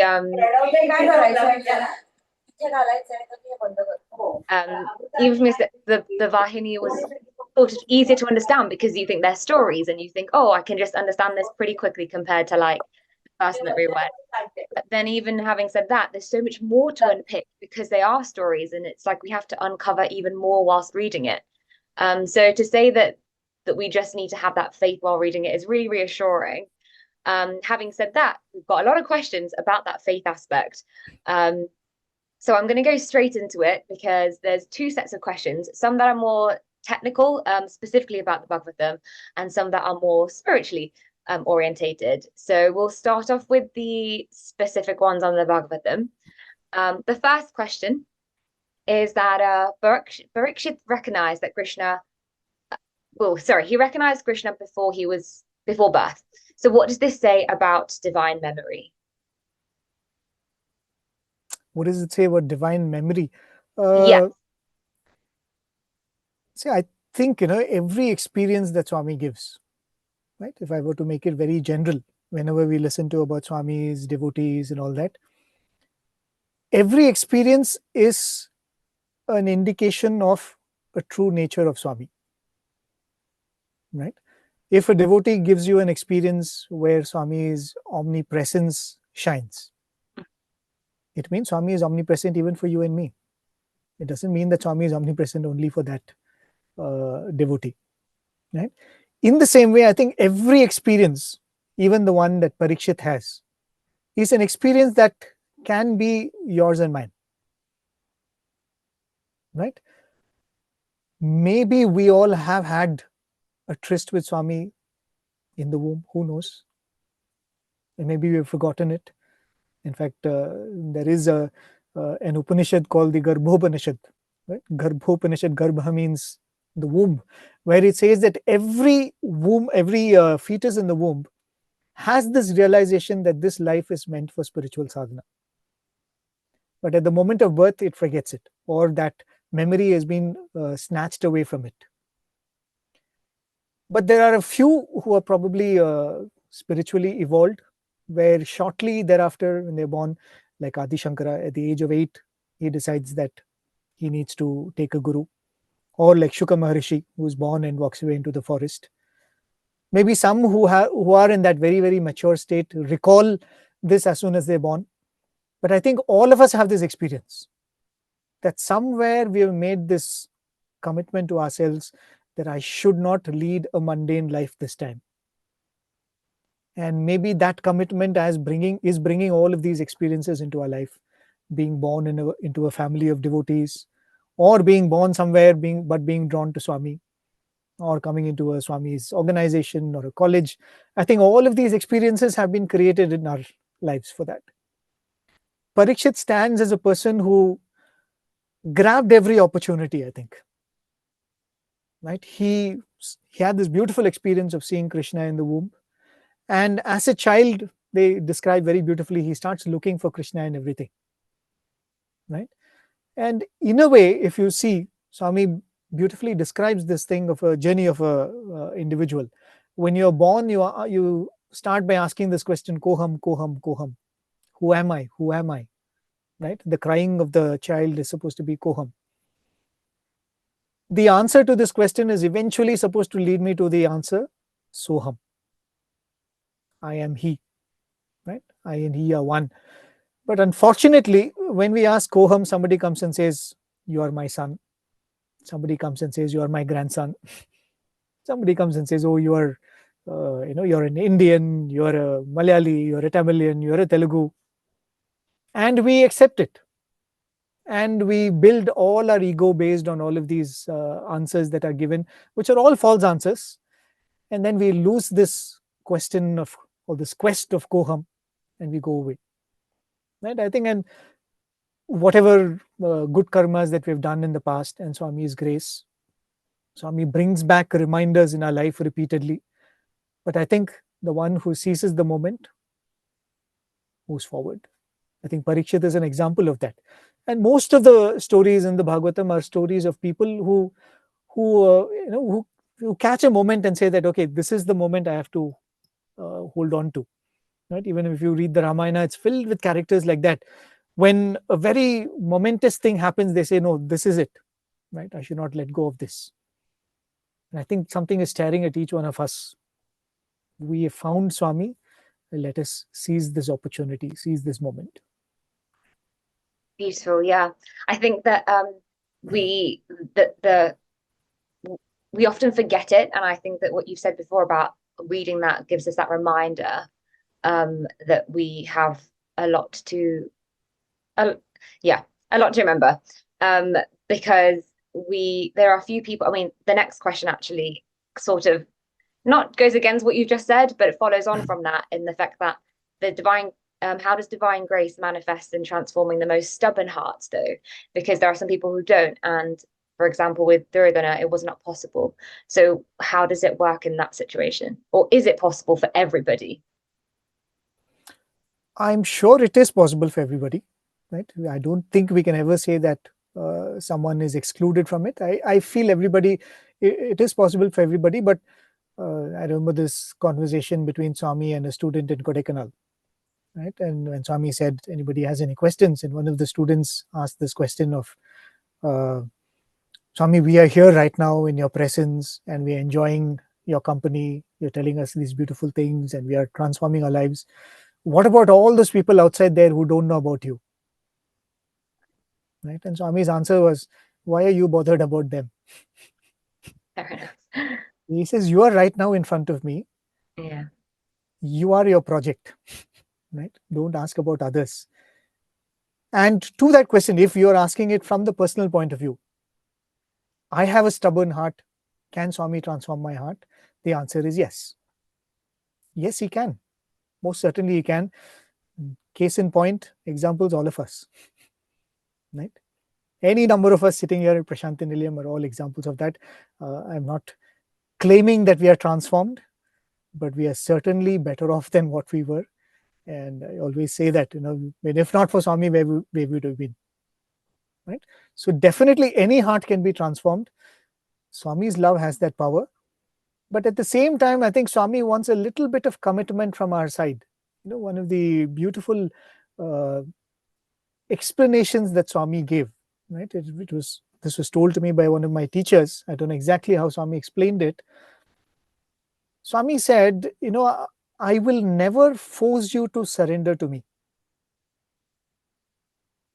Right? Because your individual will is something that I've granted to you. You should come to me and say, Swami, I surrender this to you, which we refer to as Sharanagati. Right? He says, Swami, not me, you. As Swami would beautifully say, when you say Om Namah Shivaya, Swami says it means Na Mama Shivaya. He says, not me, it is you. Right? It is not me, it is you. That surrender has to come from you. And all of the sadhana that we are doing is to, kind of push us in that direction. Mm-hmm. It'll slowly adjust towards that. And I think that's what Swami is doing. So if you're asking about your heart being stubborn, can Swami transform it? Yes, of course he can transform it. We just have to want him to do that for us. Right? Swami always says this, what's God's grace is like sun rays. Right? And the morning comes, when the sun rises, the sun's rays is there for everyone. But you have to open the window. You have to let him in. Yeah. Do you come before me and ask, Swami, transform my heart? Right? I think that's the prayer that we have to make. Yeah, should that be our goal then? So then someone's asked that, how do we develop that faith and discipline? Should that be our goal in life? And if so, how do we know that we are progressing or that we are getting closer to that goal? It's actually, we talk of spirituality as something being very different from worldly life. It actually isn't, right? And I think Swami's Jnana Vahini, Swami says this. Where does all spiritual quest begin from? Swami says it begins from Subhecha, the desire to benefit yourself. Right? It does not come from selflessness. It does not come from any kind of superior thought. It comes from, how do I find happiness in life? Right? I want peace of mind. As I said, Vyasa wrote the Bhagavatam not because he wanted to do something good for the world. He says, I want peace of mind. Right? In this quest for happiness and peace of mind and fulfillment, we turn to spirituality. Right? But what happens is, the distraction is always the easy happiness. Yeah. Yeah, the pleasure is the distraction. If you ask me to do sadhana, which is going to give me pleasure or samadhi 30 years later, but I can get a little bit of happiness by eating an ice cream, I will go for the ice cream. Right? I'm not saying that you have to give up the ice cream for samadhi. You could have both, but always the objects and the experiences around us which promise us immediate pleasure is what distracts us from the far off goal. Right? Swami says that is what is the everyday conflict between Shreyas and Preyas. Shreyas, which is the ultimate good for me, and Preyas, which gives me immediate happiness. But how will I eventually turn from this Preyas to Shreyas? Swami says at some point you will realize that this is not giving me the happiness that I'm seeking. Right? There's this beautiful experiment that they do. They, wanted to experimentally see how much happiness does a cone of ice cream give. Right? So they gave a person ice cream, and they, plugged all wires in his brains to measure the happiness that is felt when one is eating an ice cream. And they found that the happiness that the ice cream creates does not even outlast the ice cream. Okay. Which means by the fourth or fifth lick, your happiness has been... You're done. You're done with your happiness. Right? Yeah. Which means, imagine, a pleasure does not even give me so much happiness that it outlasts the lifespan of that pleasure. And even worse, most of the pleasures that we chase is actually taking us towards more pain. Right? And that is perhaps something that we will understand only with personal experience. Right? And I think all the sadhana that we do, when we read or listen to a discourse, Swami would say, what it does is it just turns you within, which means you become a good analyst of what is happening in your own self. Let's say you go out and splurge in something, you buy yourself a new mobile phone. Right? Few years ago, you would have bought a mobile phone. 2 years later, you upgraded to another mobile phone.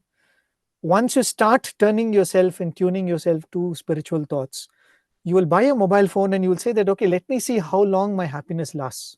I'm excited about having a phone. So that will become a memory for you. The next time you want to buy a mobile phone, you will remember, okay, the last time I bought one, I was excited for a month, and after that it didn't feel so great. Right? So that will become an experience and a memory for you, isn't it? So all of this, what it does to you is, it is sensitizing us to our own thoughts, our own feelings. And we will not give up. Swami says vasanas are so deep. All of these cravings that we have are so deep that, there is no better example than this. I tell this for myself. I didn't hear it from a guru. I sat in front of the Lord and I have not transformed fully. Right? Which is an indication of how difficult it is to change this mind completely. Because I got it from the best. I can't think of a better... I did not read it from a scripture. I did not read it from an Upanishad. I did not hear it from a yogi who has attained realization. I heard it from the Lord himself. I heard it from the very source. And that is still working on my mind. It has not completely changed me. Right? So, which means we should have that shraddha, that his words have the power to change me. At the same time, I should also have that saburi. Give myself that time, give him that time as he's working on us. Yeah. Thank you. A related question actually about that our mind and about how we are supposed to like transform that. A participant has asked that how do we move to that state of equanimity? And is that something that needs to be done by consistency? Does it need to be constant repetition of something for us to be equanimous? Right, this equanimity is a very tricky thing. If you read the Bhagavad Gita, there's a beautiful thing about equanimity itself. Swami Krishna first describes a jnani, right? He talks of a sthita prajna. The word sthita prajna means a person who is constant in that prajna or constant integrated awareness. Right? He's a sthita prajna. When he describes a sthita prajna, he says he's equanimous. Then when he speaks of a karma yogi, he says he's equanimous. Then when he speaks about a bhakta, he says he's equanimous. Which means whichever path you take, you should finally find that equanimity in your life. Mm-hmm. But having said that, you also should have a little bit of equanimity to take to the path. Right? I think that's the point that we all miss, that a little bit of equanimity should be there. Right? A simple thing. I mean, I might have quoted this small Zen story, which I read a long time back. There is this Zen monastery where all the students are encouraged to look at all their experiences, mundane experiences, very deeply. Right? So things like, I'm hearing a branch of a tree fall down. Okay. If I did not hear it, the sound, is it really there? Right? That's one of the classic Zen questions. So they kind of encourage the students to ask all these questions and things like that. The story goes that one of the young monks, he's sitting in front of the river and he's looking at the water flow, and he's thinking of something like this. So another monk, a friend of his, sneaks from behind and gives him a resounding slap on his back, very playfully. Right? And because they're so trained to think deeply about every experience, the friend who slaps him on his back, he immediately says, I wonder if the sound came from my palm or from your back. And this monk who got slapped on his back, he's like rubbing his back, it's so painful. He says, you can think about that question because I'm in pain. Right? It's a very simple thing. What it means is, as long as you are in pain, you cannot think deep. Which means if you want to think deep, you have to develop a little bit of resistance to pain. If you have to think deep, you have to be a little more resilient to ups and downs in life. Mm-hmm. Right? Otherwise, I can have the best of teachers in front of me. If I don't have the patience to sit down, some of these old devotees would say, Swami would make them sit for 4 hours, 5 hours. They'll say, Swami, can we take a bathroom break? Swami, can we have a sip of water? Swami said, Chi, that much control you don't have over your body.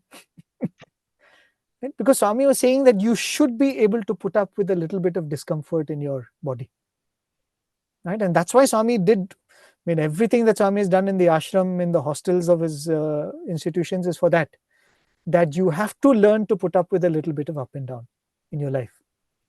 That goes with physical discomfort as well as emotional discomfort.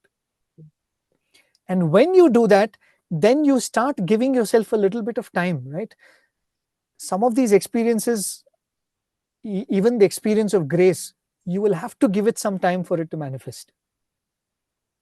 A beautiful analogy that somebody told me was, imagine you're running late for work, right? And you have to catch the bus. As you're running towards the bus stand, you're telling yourself and you're praying to Swami, Swami, I'm late today. Please hold the bus for 2 minutes. Right? I can't afford to miss the bus. And as you're running towards the bus stand, you're going on praying, Swami, Swami, Swami, let the bus be there, let the bus be there. And as you reach the bus stand, you find that the bus is there. And you run into the bus, you sit there, and what is your emotion? Thank God.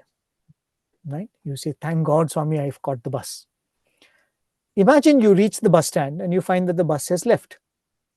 And you're disappointed. Right? Is that, Swami, what is this, Swami? I prayed to you and the bus has left. Bus is not there. And later in the evening, you get to know that the bus met with an accident. What is your reaction? I was not in the bus. What we don't realize is, what we pray for is not the bus. What we pray for is that, thank God. What we are praying for is that relief and the peace that we feel at the end of a satisfaction of a desire. Yeah. But when we are patient with life, we will find that sometimes Swami answers the prayers the way we want it and satisfies us. Sometimes Swami does not answer us and satisfies us. Right? If I have that little bit of patience and equanimity to see and resilience to put up with that disappointment for that brief time, I have lived long enough to see His grace. And as I said, that becomes a memory for me. That will feed my faith. So the next time when I'm approaching some problem and things don't go as I wanted it, I'll say, okay, Swami might have a better plan. I might not see it right now. I might not know it right now, but I have experience.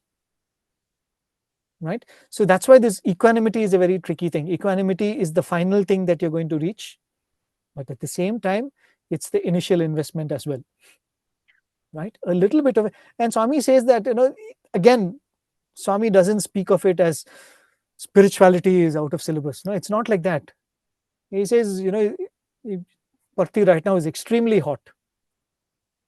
You find ways to cool yourself. You get yourself an air cooler. Right? Later, when the winter comes, it's very cold. What do? Swami says you wear extra layers of clothing.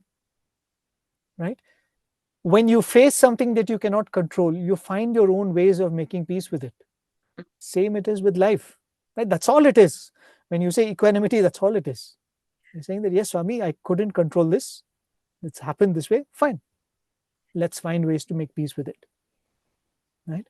And eventually you will come to a point where you find that it's absolutely pointless to pray for anything. Right? And we're just filling the time with prayer. So that is when I think the real equanimity comes. When say something bad happens, I said, okay, something good happens, okay. Right? That's the ultimate equanimity, where you find that, because Swami says, what is a desire? A desire is me saying that the present is not all right for me. Right? And a person who says the present is not all right can be categorized as artha, arthati, and jignasa. Right? And artha is one, and arti is who is suffering, right? Either a physical pain or a lacking in something. He says, my present scenario is not all right for me. I am in pain, and he prays to God. Right? And artharthi is also the same thing. Swami, I have one car, but I want two. That I have a job, but I want a promotion. Which means I'm not satisfied with status quo. A jignasa is one who is saying that, Swami, I'm not knowledgeable enough.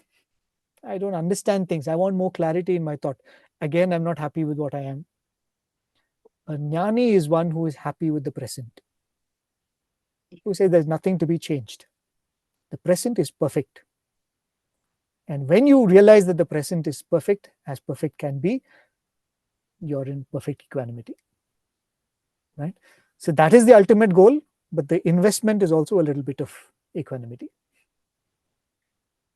It's hard to stop you from speaking, because what what you're saying, I just feel like is so and also there are so many questions coming through, but it's funny because when you move on to your next little bit, it's like you're answering all of the things that are coming through. So I almost just want to let you carry on. I am also conscious of the time.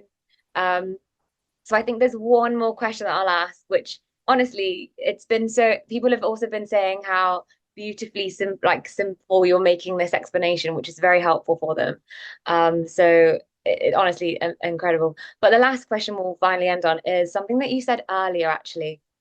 It was about text related, and that our minds find it hard to accept the concepts sometimes that have been written about the collective mindset at the time. So the question is that now that we are in this yoga or this collective mindset, how do we adapt? Or rather, is it our own interpretation that we are supposed to change, or is it our minds adapting to what was written at the time? Not really. As I was saying, right? One thing which should be our bedrock is keep reminding yourself these are the stories of the Lord. Right? Never forget that. The moment you start forgetting that, then you will start questioning the actions. Right? But at the same time, it is not that questions should not be asked. Swami makes this beautiful statement. He says there are two banks to the river of sadhana. And the two banks are samshayatma vinashyati. Those who doubt perish. Shraddhavan labhate jnanam. Those who have shraddha or faith attain the jnana. What it means is, on one side, you never lose sight of who Swami is. These are Swami's words, these are Swami's explanations. But at the same time, you don't completely doubt, but you're allowed to ask questions. Mm-hmm. You say, Swami, you have said it, I know it is ultimate, but I would like to understand it a little better. Right? I would like to wrap my mind around it. I think it's very, very important in faith. In fact, this is what Swami does for us. I remember a beautiful episode that I heard from a very senior devotee.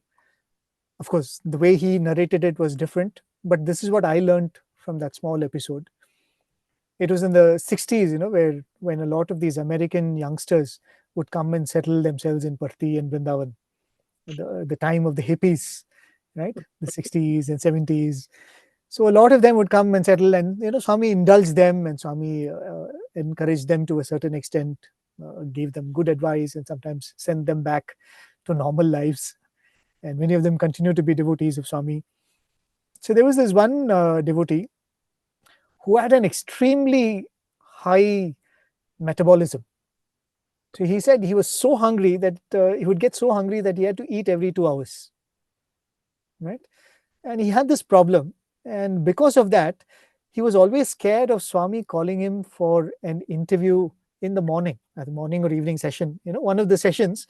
Because if Swami calls you in the morning for an interview, you would have already sat in the darshan line from 6 in the morning. And Swami would call you after bhajans. And you will go and wait outside the interview room. And Swami's interview will go on for 1 hour. So that will make it like a gap of about 3-4 hours before he can eat his next meal. Right? So he would always pray to Swami, Swami, don't call me in the morning, because then I'll start getting too hungry. And Swami would always call him only in the afternoon, right, with the other group. So it all worked out well for him. But then a day came when Swami called him for an interview with a group in the morning. And then he was already hungry by the time he entered the interview room for the interview. And then Swami started speaking.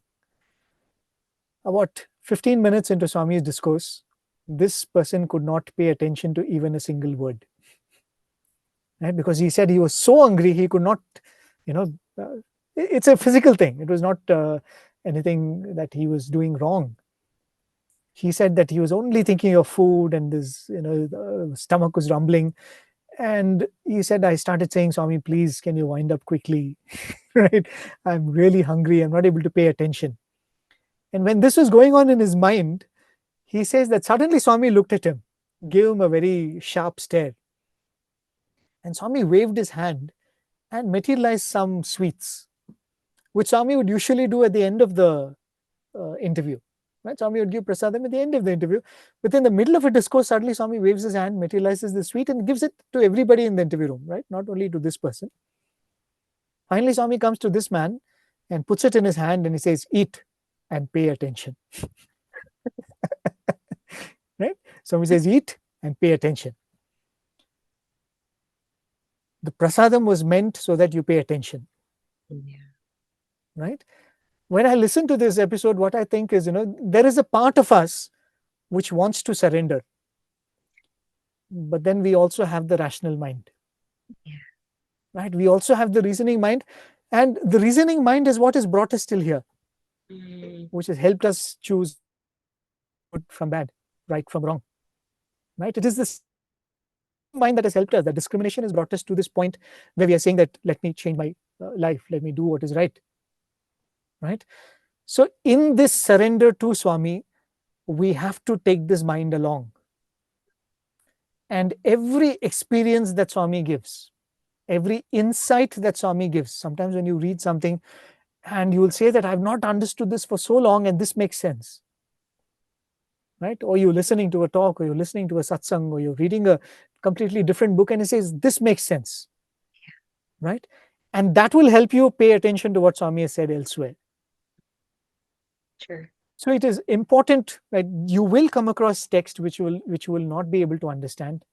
But you say that, Swami, I don't understand this, but I know that if you have said it, it is the ultimate. Help me understand it. Right? And that's why that there is this beautiful shloka. There's the episode in the Shirdi Satcharitra where one of the devotees of Shirdi Baba is sitting at his feet. I think Nana Sahib or someone. Right? And Shirdi Baba is supposed to be the unlettered fakir, but nevertheless they all have surrendered to him as his guru. But this Nana Sahib, he's a scholar. So he's sitting there doing Padaseva for Shirdi Baba, but he's muttering something. Shirdi Baba looks at him and says, what are you muttering? He says, I'm just chanting some verses of the Bhagavad Gita. So he says, why are you doing it under your breath? Why don't you do it aloud? When I will listen to a little bit of the Bhagavad Gita. And then he starts chanting the Bhagavad Gita. And he is chanting this particular verse, right, where he says, Pariprashnena sevaya. He says, you go to a guru, tat viddhi pariprashnena. I'm not going to quote it verbatim because I don't remember it from my memory. But the story goes that you go to a guru and you serve him and you question him, right? Pariprashna, you're allowed to question the guru and he will give you the jnana. So Shirdi Baba stops him and says, tell me the meaning of the shloka. And he says, that is what it is. You go to a guru, you serve him and you ask him questions. So he says, what is pariprashna? He says, it is asking questions. What is prashna? Shirdi Baba asks. He says, prashna means questioning. Then why did he say pariprashna? Why that extra syllable of pari? Right? Extra prefix of pari. So he says, I don't know. Pariprashna also is questioning. Prashna is also questioning. Then Shirdi Baba says, was Vyasa out of his mind to simply put words in the shloka like that? I mean, did he do it just for the meter? Then Shirdi Baba says, he says, you should not ask any question, but question that comes from the deep desire to know. Right? He says, you surrender to the guru, you surrender to him. You're saying that whatever you say, I will accept, but explain this to me. I have this doubt. My reasoning mind is not able to accept this. Please, will you explain this to me? That is pariprashna. And then Shirdi Baba asks him, he says, okay, when you do this, what is the second line? In the second line, he explains, the tattva darshinas, those who have seen the tattva will explain to you what is jnana. Right? The word that comes there is te jnana, upadeshayanti or something like that it comes. They will teach you what is jnana. So Shirdi Baba asks him, what is this te jnana? He says, te jnana. They will teach you jnana. Is there any other way you can split this word te jnana? He says, I don't know. So Shirdi Baba asks him, if you say te ajnana, if you put it together in Sandhi, it will still be te jnana. Right? That's one thing in the Sanskrit language. Yeah. Te plus jnana, te plus ajnana, both form te jnana. Yeah. So he says, can you translate this as te ajnana? So the devotee says that how does that make sense? Why will the guru give you ajnana? Then Shirdi Baba says, because jnana can never be given. All that the guru tells you is what is ajnana. The guru only comes and tells you in what way you are deluded. The jnana is an experience that you will have yourself. Right? Of course, the important thing I was telling there is this approach to that guru's words. Right? That's why we are For us, Bhagavata Vahini is so special, or any of the Vahini is so special, because we start with that first step of faith. Why am I sitting and reading Bhagavata Vahini? I'm not a student of literature. I'm not interested in the words. I'm not interested in the language. Right? The language is beautiful. Right? If I could shamelessly plug one of the things that we've been doing here, please go and read, see the Sri Sathya Sai Sahitya website. One of the things that we've done there, or we're trying to do there, is, for each chapter of the Vahini, we want to add the original Telugu that Swami has written. Yeah. Okay. Right. So even if you don't understand Telugu, it's so sweet to listen to Swami's Telugu. Right. Sometimes it's so sweet to just listen. So yeah, I'm not taking up to the listening of the Vahini because it's sweet, or reading of the Vahini because it is sweet. I'm reading because my Swami has written. Right. My Swami has spent time and written this. My Swami sat in the bathroom under the 0-watt bulb and wrote this. Right. My Swami has given this for me. It comes from that place of Shraddha and love. Right. So we are halfway there. But at the same time, in this journey of spirituality, we have to take a rational mind along. And for that, with submission, if we say, Swami, I don't understand this, will you be kind enough to explain this to me? And I'm sure that Swami will come as a personal guru for each one of us and will take us along in this journey. I think that's a promise that Swami has given. We can encash on that. I really don't want to stop. I really don't want to stop you, but I we're going to. But I honestly can't thank you enough on behalf of everybody, all of our participants.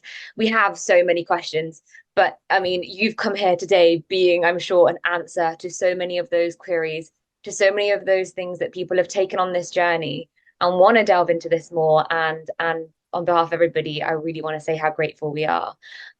We've taken this step, like you've said. A lot of people are on this to. They've got that faith, they've want to surrender. But as I'm sure you know more than any of us, that these Vahinis are just something that we could just take from. And so the more of these satsangs that we have, the more we can learn, and people like yourselves we're just indebted to, because it makes that journey a little bit easier for us to be on. So again, thank you so much. I'm gonna quickly just pass on to Sister Krishna just to close off and to go through the next steps. But we hope to see you again. And please do send that link to us. We'll send it out in our group. And that way everyone can also listen. And I'm sure they'll have a great time exploring that as well. So thank you again, brother. Thank you. I offer this at Swami's feet. As I said, I mean, there's no words of gratitude to Swami. We could have been anywhere. I could have been anywhere.